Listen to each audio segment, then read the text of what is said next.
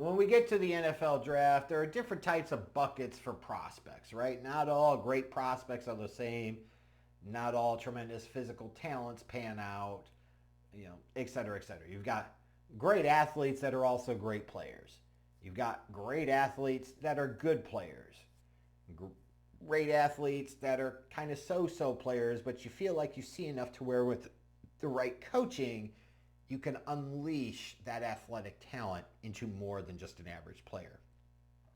And then you have the category of kind of like great athlete, not a football player.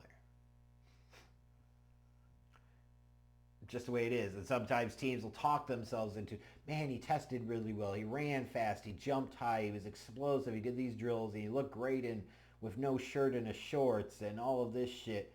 And they totally forget when they watch the film. They're like, oh, yeah, that's not a draftable player realistically, right?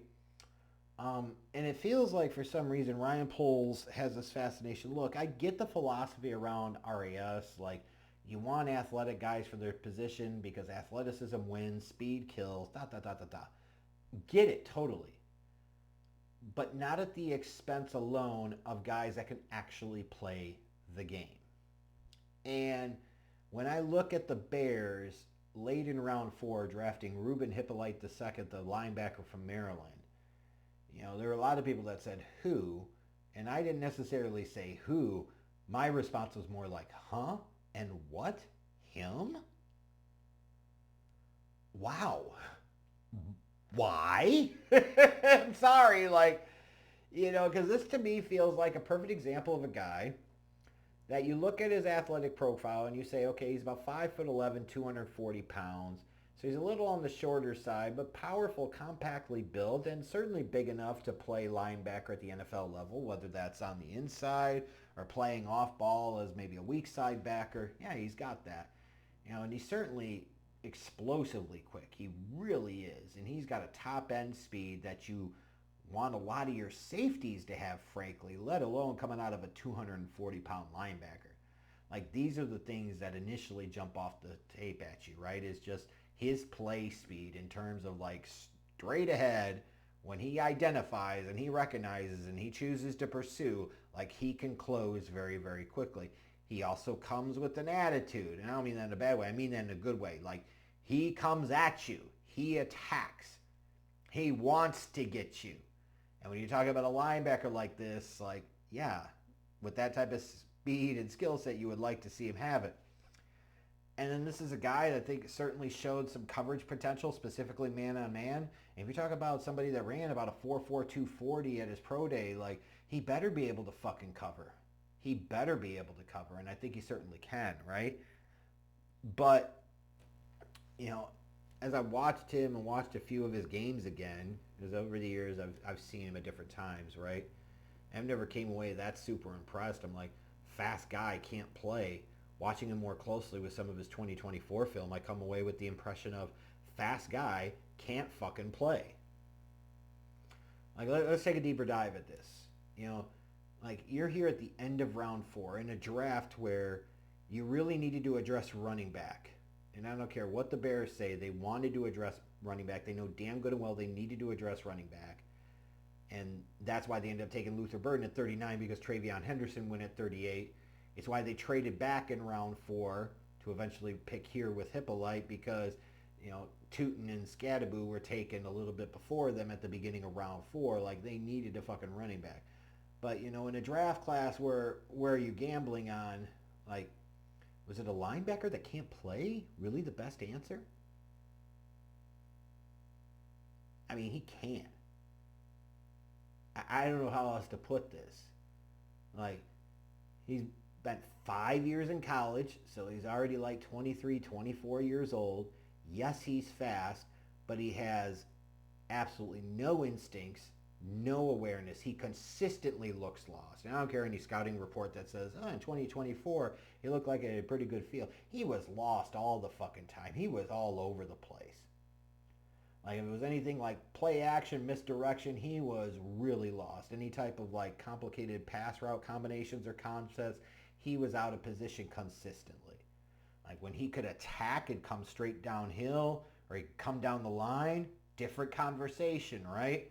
Even though it would take him a moment to react, if you start stretching out wide on him, that's bad news bears because he's pretty much going to be able to get to you. That's good. But anything outside of that in terms of the nuances, he doesn't really stack and shed well. He doesn't avoid blockers well.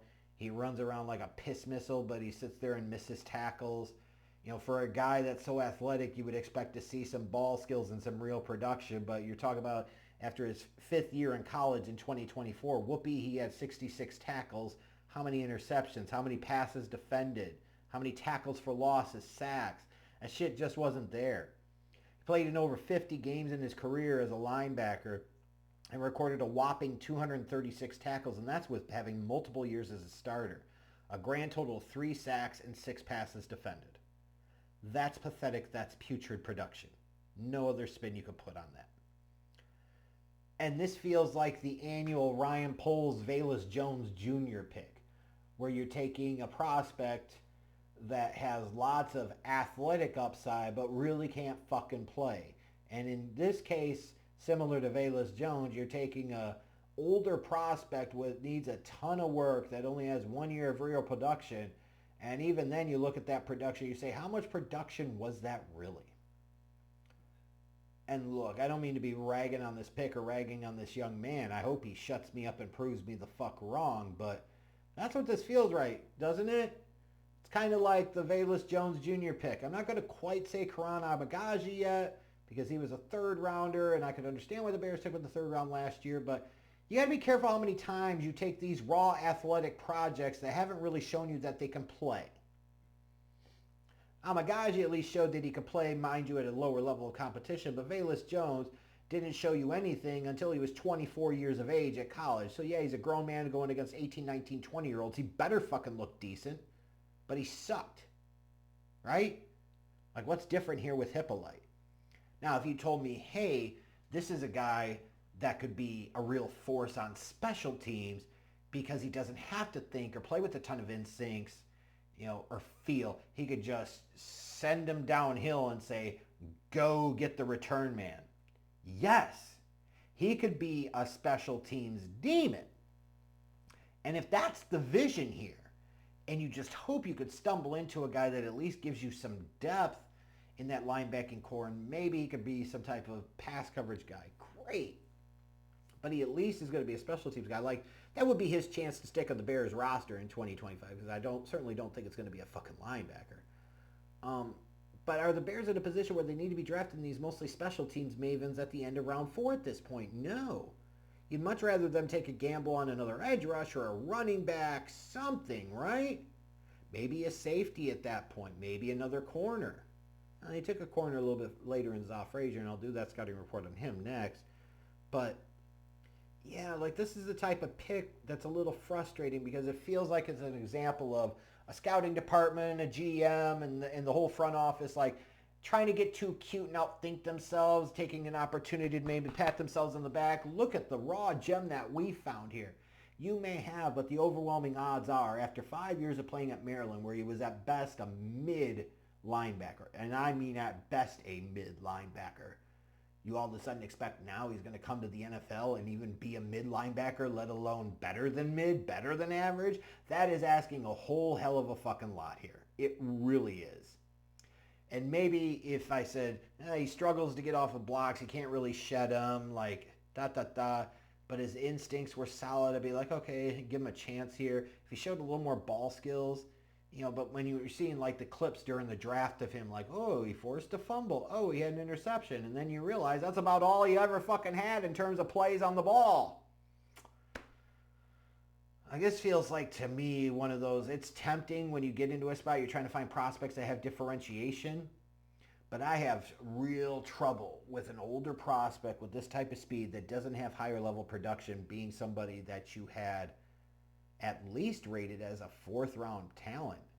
And in this case, knowing how team draft boards rank, for them to have taken Hyppolite here, that probably means he was rated more of like a 3rd round talent, because I find it hard to believe that he truly was the number 1 player on the board. And they didn't take him. You know what I mean? Like, he was the number 1 player on their board at that point. Because you can't say, like, he was such an obvious choice to fill a major position to me. I agree, linebacker needed to be addressed here. But, yeah, not a fan of this at all. Could be a really good special teams guy, but boy, he's got a lot of work to do with the nuances and the ins and outs of playing linebacker that I'm just highly skeptical for a guy that was pretty highly recruited coming out of high school. I think he was pretty consensus 4-star prospect. For him to come into the NFL now, as he's like 23, 24 years old after 5 years at Maryland, and say all of a sudden he's just magically going to figure it out, yeah, consider me skeptical. This feels like a draft pick that in 3 years we'll look back and be like, what the fuck were they thinking? Right? That's what we'll be thinking. The one chance you have to be wrong about that is that he becomes a special teams demon. And if he does, you can kind of live with it a little bit. But, even then, how important is that in today's NFL? Just saying. It might be important, but is it that important? Felt like at this point in time in the draft, there were better opportunities for the Bears to better allocate this fourth-round pick resource than on a raw mid-20s linebacker with middling production after 5 years of college. Whoopee, he can run fast. The history of the NFL draft is littered with guys that could run really fast and couldn't fucking play a lick. I struggle to see how this guy is going to be any different.